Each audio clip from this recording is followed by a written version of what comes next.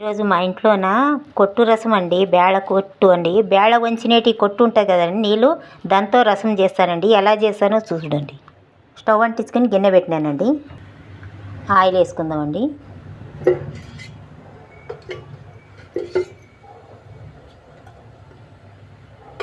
Oil వేడిందండి. జీలకర్ర, ఆవాలు, కరివేపాకు,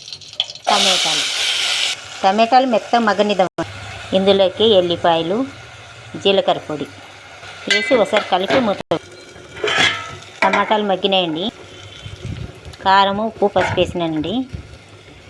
ఇందులోకి చింతపండు పులుసు వేద్దామండి. బాగా కొంచెం ఉడకనిద్దాం. బాగా ఉడికిందండి. ఇంకా ఇప్పుడు బేళ్ళ రసం ఉంది కదండి, ఇది వేసేద్దాం. ఇంతేనండి. రసం పొడి వేసుకునే వాళ్ళు వేసుకోవచ్చు, బెల్లం వేసుకునే వాళ్ళు వేసుకోవచ్చు. ఎలాగైనా బాగుంటుందండి, చాలా బాగుంటుంది. కొత్తిమీర వేసి తినే